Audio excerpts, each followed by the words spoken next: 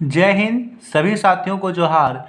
इस वीडियो में हम सीखेंगे झारखंड मुख्यमंत्री अबुआ आवास योजना का आवेदन प्रपत्र को कैसे भरेंगे। यहाँ पर इस आवेदन प्रपत्र को भी लेकर कई सारे यहाँ पे साथियों को दिक्कत है कि यहाँ पर एक फ़ोटो रहता है हेमंत सोरेन सरकार का, जो कि झारखंड के वर्तमान मुख्यमंत्री है। अब वो वाला फॉर्म और ये फॉर्म दोनों चलेगा। कई साथी बोल रहे हैं कि यहाँ पर जो मुख्यमंत्री वाला फॉर्म अगर नहीं है तो वो नहीं चलेगा, तो ये बिल्कुल भी झूठ है, ऐसी बात नहीं है। ये फॉर्म भी चलेगा और 100% आपका अबुआ आवास के तहत आपका पैसा आएगा, आपका घर पास हो जाएगा। इसके लिए आपको तरीका सही पता होना चाहिए, तरीके से भरिएगा और तरीके से जमा कीजिएगा तभी पैसा आएगा। चलिए सीखते हैं फॉर्म को भरना। तो सबसे पहले देख सकते हो यहाँ पर तिथि दिया हुआ है, आपको जिस भी दिन यह जमा करना है और जमा कहाँ करना है, आपकी सरकार आपके द्वारा कार्यक्रम हो रहा है उसमें ही जमा करना है, उसके तहत ही आएगा।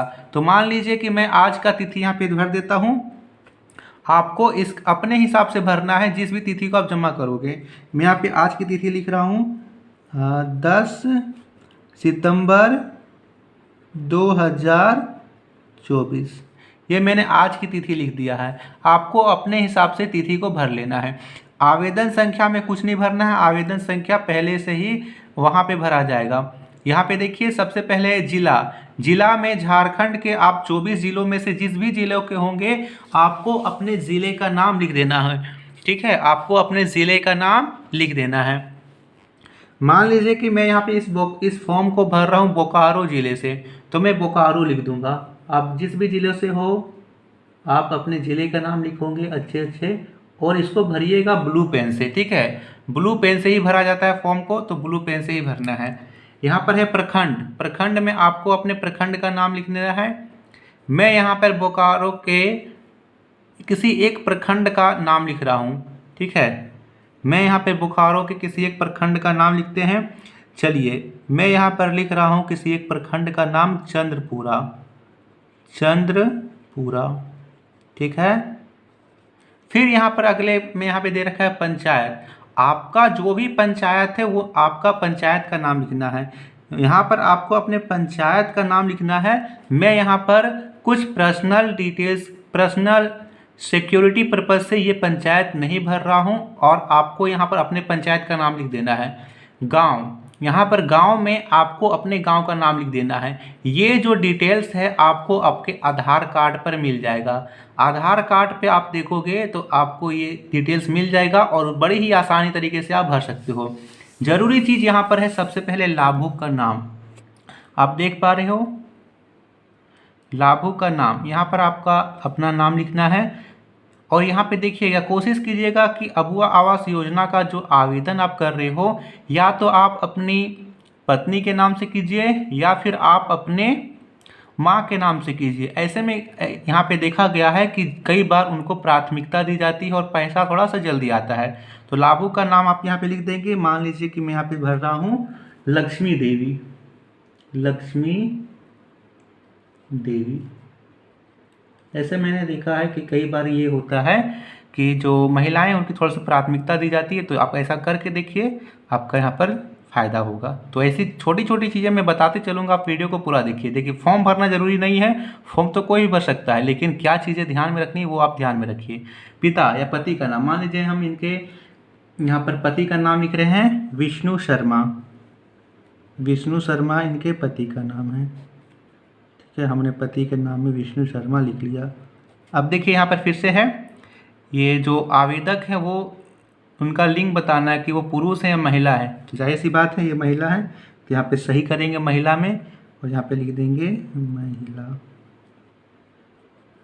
ठीक है, वर्ग बताना, ये किस वर्ग से हैं, ST SC माइनॉरिटी OBC या जनरल।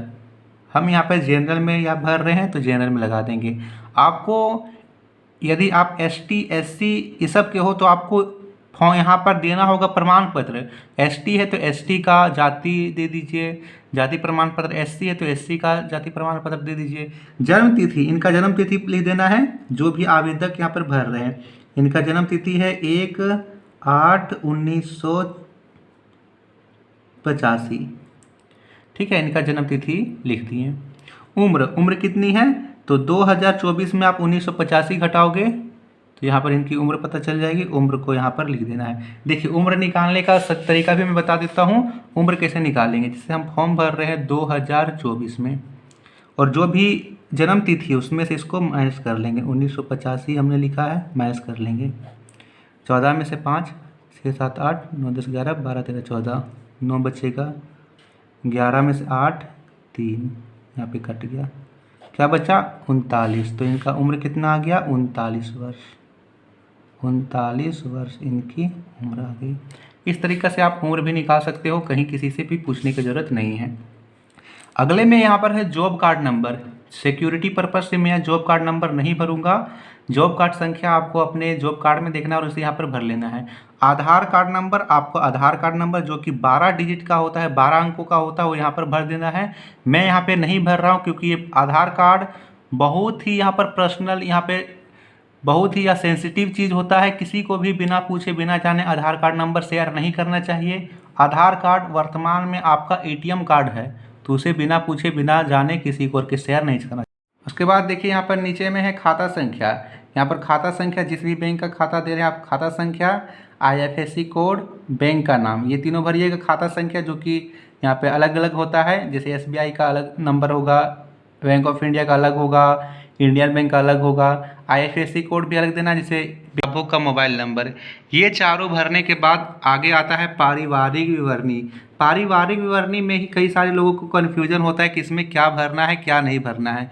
तो देखिए सबसे पहले होता है परिवार के सदस्य का नाम, और जो मुखिया होते हैं परिवार के उनका नाम लिखना है। यहाँ पे कौन सी करते हैं, बहुत सारे लोग आवेदक का ही नाम लिख देते हैं, लेकिन आवेदक का नाम नहीं लिखना है, यहाँ पे मुखिया का नाम लिखना है। मान लीजिए कि हमने फॉर्म भरा है यहाँ पर लक्ष्मी देवी पति विष्णु शर्मा, इनके जो घर में जो ससुर हैं वही है मुखिया, तो हमने ससुर का नाम लिख दिया रामेश्वर शर्मा। रामेश्वर शर्मा के पिता का नाम है दयाल शर्मा, इनकी माता का नाम है फुगनी देवी, इसका जन्म तिथि है 1/8/1968 और संबंध क्या है, ससुर का है। तो ये हमने भर दिया, बस पहला ही कॉलम भर दीजिएगा, बाकी आप इसी तरह छोड़ दीजिएगा, चल जाएगा।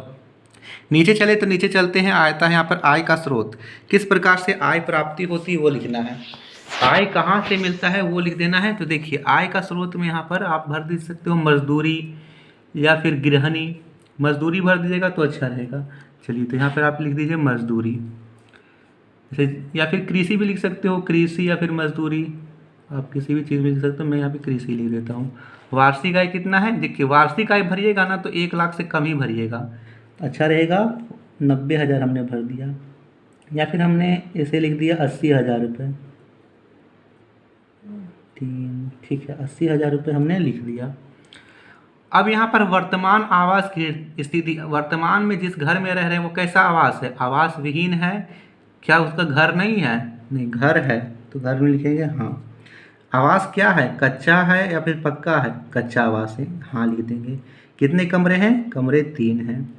पक्का आवास है नहीं, तो यहाँ पे नहीं में टिक लगा देंगे, ठीक है। अब यहाँ पर नीचे है आवास बनाए जाने वाले ज़मीन की विवरणी। तो फिर से यहाँ पर दूसरा पेज में चलते हैं। ये जो फॉर्म है आपको आपके पंचायत भवन में मिल जाएगा, या फिर किसी भी CSC सेंटर में आपको जाओगे तो आपको यहाँ पे 10 रुपये में फॉर्म मिल जाएगा बड़ी आसानी से। चलिए नीचे चलेंगे, यहाँ पर फिर दूसरे पेज में चलेंगे तो यहाँ पर है कि आपको प्लॉट संख्या भरना है। प्लॉट संख्या आपको देखिएगा तो आपका रसीद में मिलेगा, रसीद में आपका जो है खाता संख्या होगा या फिर प्लॉट संख्या होगा। यदि रसीद में आपका खाता नंबर लिख रखा है तो प्लॉट संख्या आपको आपका झार भूमि वेबसाइट पर मिल जाएगा। झार भूमि वेबसाइट में जाओगे तो अपना, तो वहाँ से आप निकाल करके यहाँ पर प्लॉट संख्या भर सकते हो। यहाँ पे इनका प्लॉट संख्या मैं भर देता हूँ, इनका प्लॉट संख्या है 4836, मैंने भर दिया। अब यहाँ लिखना है कि भूमि की प्रकृति, किस प्रकार की भूमि में आवास निर्माण करना चाहते हो, वो गैर मजुरवा है, रैयती है, वन भूमि है, अनधिकृत भूमि है। तो यह रैयती भूमि है जो भर रहे थे, इसमें रैयती में टिक लगाएंगे, यहाँ पर लिख देंगे रैयती। क्या भूमि विवादित है, किसी तरह का